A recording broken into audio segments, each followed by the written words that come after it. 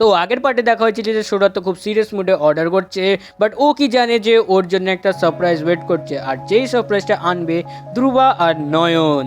Happy birthday to you. Happy birthday to you. Happy birthday dear CR. Happy birthday to you.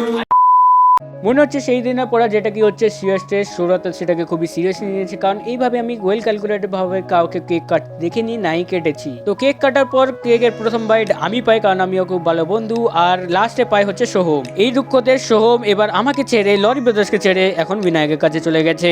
In the mean time সৌরভকে সাজানো cake দিয়ে, কারণ চন্দনের তো পয়সা ছিল না, আর এখন সৌরভ যাচ্ছে অর্ডারটা নিয়ে আসে, which consist of jumbo pizza and now chicken bomb. যখন পিৎজাগুলো চলে আসে তখন আমি দেখি অর্ঘ নিজের প্রফেশনাল কাঁচি বের করে মশলাপাতিগুলো কাটা শুরু করলো। তো আমি জিজ্ঞেস করলাম অর্ঘকে কি ও নিজের 5 মিনিট ক্রাফটসের চ্যানেল খুলছে কিনা, তো ওর জবাব এটা ছিল, challenge how many oreganos I can cut in 3 minutes.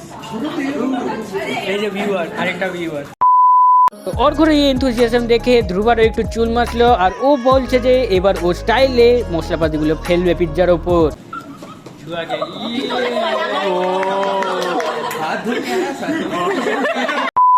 যেহেতু আমি পিৎজা কোনোদিন খাইনি, নাই খাবো, তাই বলে আমি ভাবতে পারলাম যে এটা সয়াবিনের পিৎজা হতে পারে, কারণ দেখতে সয়াবিনই লাগছে, বাট পরে জানতে পারলাম এটা সয়াবিন নয়। বাট এই সৌরভ তো এখানে ভ্যালিডেশন পাওয়ার জন্য ধ্রুবার অ্যাক্টিং কেন করছে আমি বুঝতে পারছি না। এনিওয়ে সৌরভ তো আমাকে চিকেন বল দিয়ে সম্মানিত করে, তার জন্য আমি খুবই আপ্লুত ভাবে খুশি হয়েছি। এতটাই ছিল আমাদের ভ্রমণের ব্যাপারে। যদি ভ্রমণটা ভালো লাগলে লাইক করুন ভিডিওটাকে, চ্যানেলটাকে সাবস্ক্রাইব করুন, আর যদি ভালো না লাগলে ভ্রমণটা, তাহলে নয়না ধ্রুবা বসে আছে বেল্ট নিয়ে।